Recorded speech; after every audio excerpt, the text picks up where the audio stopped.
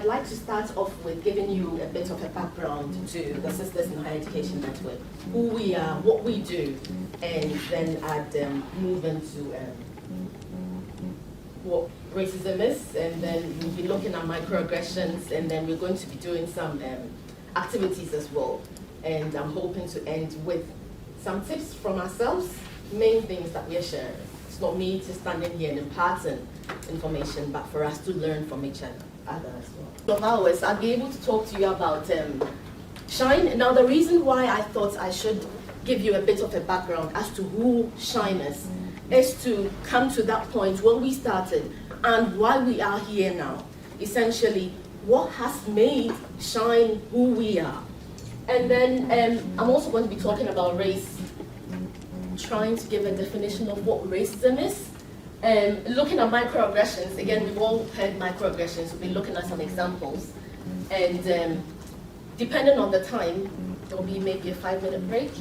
And again, what can we do as a group to help our situation? Because we have identified that there is an issue. How can we work together to ensure that these issues are handled to support ourselves, and again, not only support ourselves, but to support each other. Because what we believe in is that it takes a village. When we talk about it takes a village, we recognize that there are some issues. If we don't talk about these issues, who is going to talk about these issues for us? So we all have to come together and stand strong to talk about these issues. And then at the end, I'm going to be, we're going to have some questions and answers.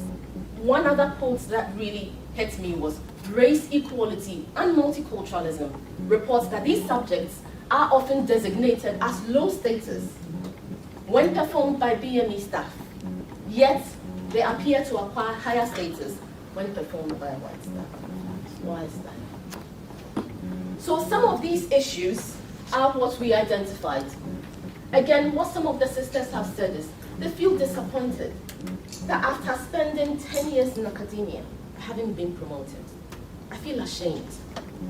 What do I have to show after all these years? I'm exhausted. I've been trying so hard. Go and publish 2 papers. You do that. Can I get promoted? No. You haven't authored a book. You authored a book. What else have you done? You've not brought in this grant. So again, there are these barriers. People are feeling exhausted. Not only that, there is that lack of support. Who do I go to? Especially when you are in that space that wasn't really made for you. Who do you turn to? So again, some of the sisters have spoken of feeling discouraged to strive higher. You're in your office with a colleague, head of department comes and tells you, oh, Jane, I've seen that there's this opportunity. How about you go for it? And you're sitting there and you're thinking, why didn't he come to me? Is it because of, obviously you just think, is it the way that I'm looking? So again, the question here is there a certain culture in the UK which dictates who, for example, deserves a promotion? Don't I deserve a promotion? Or who should be a leader? Do we fit into this? There's also this major issue of role models. When I started many years ago, again, like many of you would have experienced, you're the odd one out. You get into that room and you're the only one that's looking different. So you want to feel like there's people looking like you, so you feel comfortable. But there's nobody around. So there are few role models. And that is one issue that we identified as well. So the Sisters in Higher Education Network was born in 2020. A group of friends and I just got together. We used to chat, just normal chats. Oh, this particular individual has done this to me. I feel exhausted. I feel ashamed. And then we thought, let's get together as a group of friends because we are going through the same issues. How about we get together and see how best we can support each other? And that's how it grew, word of mouth. Most importantly, we support each other to feel inspired, understood. You feel when you meet another sister, you talk about your issues, you feel that they understand exactly where you're coming from. And that's what we need. And we need that empowerment. Because when you hit a barrier, sometimes it breaks you. And you need another sister to give you that strength. So again, what do we offer as a network? We have that community of belonging. Strongly believe in it takes a village. Like I said earlier on, if we do not say things for ourselves, if we don't fight for ourselves, who's going to do it for us? Again, providing advice. So we have members who are students, undergraduate students, postgraduate students, assistant professors, professors. Again, we advise each other, we learn from each other to overcome racial exclusions and other forms of marginalization experienced by members. Most importantly, mentorship, coaching. Now, not only a senior mentoring a junior, we have the reverse mentorship, because we learn from each other. We all know how important research collaborations are. So we've created this sheet where we have sisters putting in their research and interest, so individuals can communicate with each other. So for example, if you're working on CSR, then you know that this particular person is working on this. You can ask, would you like to join me on this paper? So that's one thing too that we identified as very important, to support each other. And last but not least, enhancing the personal welfare. So again, when there's issues, please feel free to come and talk to us and see how best we can advise. If we can't advise, we will try and see who else can advise. Now, when it comes to what we do, what we identified is that there's this gap in the universities. The universities, we felt, are not supporting us. First of all, they haven't identified that black females have an issue. How are we going to help them? So again, us getting together, if we're not being helped, we would help ourselves. And the universities have understood that when you have individuals who feel like they do not belong, there's this high turnover rate. They leave. And then you're going to hire somebody else, so why don't you try and help that particular individual? And that's where we came in and said, we're organizing workshops, mental health, well-being, resilience, etc. Because we're global, we have volunteers in other universities as well who say that we're supporting each other, we're helping each other. How can I help? So these are some of the organizations that we work with. So that's Sharon from the Black History Month organization. That again, what we did was we're invited to be judges. There were these poems, national poems that were that was run, and some of these poems, reading them just breaks your heart. Where you find these 17-year-old girls, for example, talking about how they do not feel that sense of belonging. Even though their generations have lived here for decades. So if a 17-year-old girl is telling you that I don't feel that sense of belonging, what hope is there? How can we support them? Again, I was at this conference with Black Power Women in Education, and there was this organization that was there in the 1970s about ethnic minority women. And one of the founders in the 1970s was talking about how sad it is that in 1970, they were talking about the disadvantages that ethnic minority students or individuals had. Why, after all these decades, are we still talking about it 2024? I mean, what's going on? But then one thing that we have to remember is that there's change. We just have to keep going, and there would be change. If we are able to be role models to these younger ones coming through, give them that empowerment, let them feel inspired, not to feel like you don't belong here. If you don't belong here, where else do you belong? We have Vince Bonham saying that it's a social construct used to group people. It was constructed as a hierarchical human grouping system, generating racial classifications to identify, distinguish, and marginalize. You're black, you're Asian, you're Caucasian. Social constructs.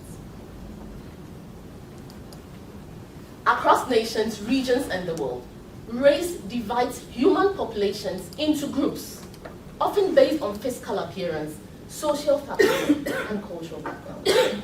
can't we all just be the human race? Why do we have to get a form that we're filling? I'm South Asian, I'm black. There's no brown actually in there, because that's what society has accepted. I'm white. Why? Some people feel uncomfortable about having to put yourself into a box. Again, we have Professor Smedley stating that race is a culturally structured, systematic way, definition of a way of looking at, perceiving and interpreting reality. I see this particular person, this person looks this way. I'll categorize them into this particular box. So, like I said earlier on, it's a controversial term that is based on a false biological premise that there are distinct groups of genetically similar human populations and that these races share unique social and cultural characteristics. Who is someone to say that a black person has shorter arms than a Caucasian person? And that science has proven that. You do get some of these stories. Now, delving deeper into racism, again, we have someone feeling that they are being bullied, humiliated just because of the way they look. Foucher identified two forms of racism. The first form, classic racism, that is overt, where it's grounded in a negative attitude or hatred. And we all saw what happened recently with these riots. We thought we were making progress. You take 2 steps forward, and then you brought back 1 step backwards. So again, towards another racialized group that results in intentional actions or inactions. You see someone being lynched, you don't do anything about it because they don't look like you. Whose goal is to harm, in one way or another, racialized individuals or the racialized groups as a whole. In many countries, norms now favor the open expression of more free ideas and chastise, oh, you're a racist if you say this. So people don't want to be called racist. Some of them will say, yes, call me racist if you want. But then, of course, if they're going to be reported, then you see them hiding or cowering. So again, overt racism is nowadays frowned upon in many societies, enough that many people would not dare to openly express such attitudes. So when they're going to protest, you see them covering their faces and wear their sunglasses. They don't want to be known as racist or seen as racist. We have Ikonebe as well, proposing 2 variations of classical racism: the closet racism and the tolerant racist. Again, these particular individuals, the tolerant ones, they might vote for a right-wing political party, which projects, for instance, to build walls over the frontiers of its country to stop the flux of migrants from a particular racialized group that he dislikes. So, rounding up racism, what is happening today? It is subtle. It is not solved. We've made some progress, but it is still there. We've moved on from overt white supremacy, which now we see as absolutely socially unacceptable. I mean, if you look at the recent race riots, how many people came in support of the oppressed? That we are not going to stand for this. This is old. So lynching, hate crimes, the N-word, neo-Nazis, again, they've all gone underground. They are there. To now, socially accepted, that's the covert white supremacy. So I've put quite a list of these issues. So for example, calling the police on black people, still there. Then we have micro insults, often unconscious, and then I talk about the micro invalidations.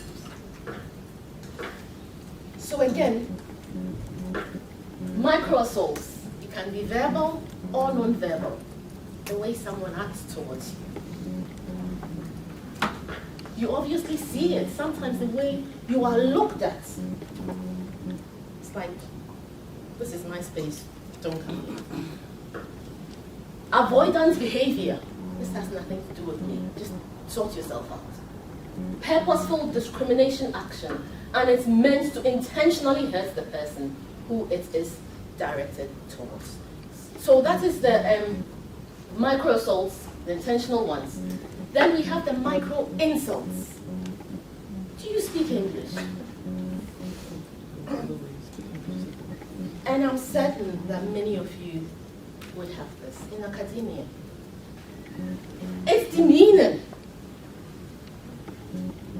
rude, insensitive. My sister-in-law has had this, where even though sometimes you have the stethoscope around, nurse, can you find me a doctor? And there's this story which I found very funny. This lady that came to live in the UK in the 1960s, I think she was part of the Windrush, and she was a nurse, and she was supposed to be taking care of, well, she was taking care of mothers who had just had babies. So she goes into one of these houses, and the husband opens the door. He says, "What do you want?" So, "I'm coming to see to your wife, she's just had a baby. You people, you come in here and you take our jobs." And the woman was like, "What? Why did you want to be a nurse?" And this is what you get. Where someone is coming to do their job, and you're saying, "You've come to take our jobs. Did you want to be a surgeon?" Then we have the micro-invalidation, which is communication that excludes, negates, or nullifies thoughts. Someone is telling you that I went to the market and this particular individual did this to me. Oh, it's not so bad. I've gotten worse. How do you expect that individual to feel? Or you must be good at math. Where are you from? Where are you really from? Sometimes these individuals obviously come from that unintentional place. But then for someone who's had some trauma, you feel it? What do you do about it?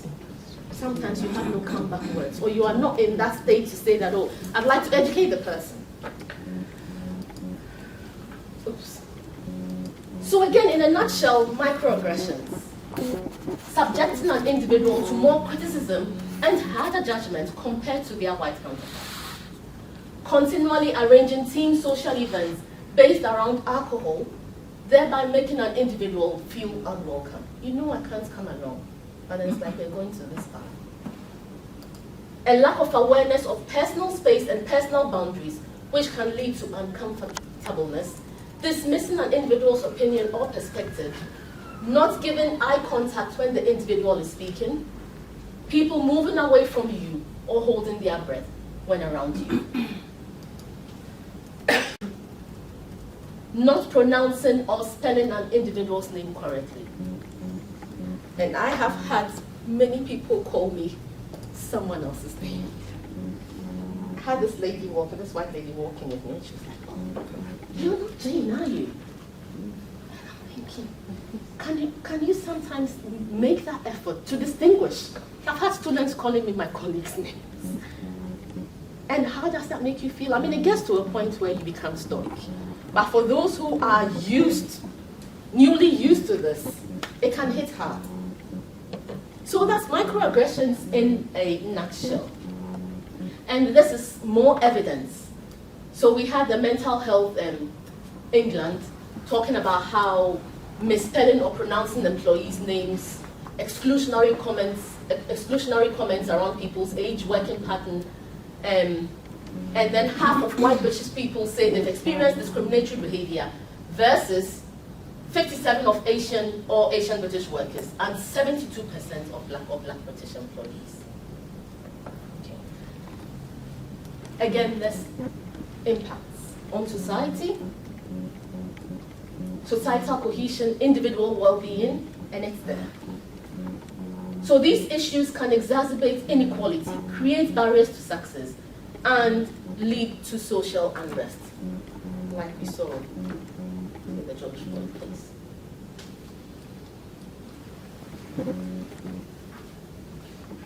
Again, affected individuals often endure mental health challenges and reduced economic opportunities. Now, with these mental health challenges, sometimes they are not even acknowledged.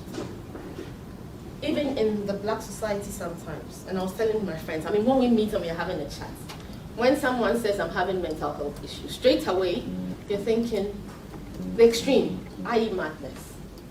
So it's taken a while for people to open up and say that it's okay to talk about mental health challenges. We understand you. So again, there's more effects of racism on health. There's evidence to suggest that when you are experienced to this day in, day out, high blood pressure, higher BMI and obesity, inflammation, stress. So there's this quote, which I thought I should include, that says, "Sticks and stones may break my bones, that words can do permanent damage." And again, we can link that to childhood, to be careful what you say to children. It happens to adults too. When you go into a new environment, for example, you started your PhD, you're so excited, and then someone says something to you, it can destroy you. So again, there's the impact on mental health, psychological distress. Exposure to microaggressions can lead to significant psychological distress for not only Black females, but ethnic minority females. Anxiety, depression, feelings of inadequacy. I've had colleagues who felt so overworked and they've left academia altogether.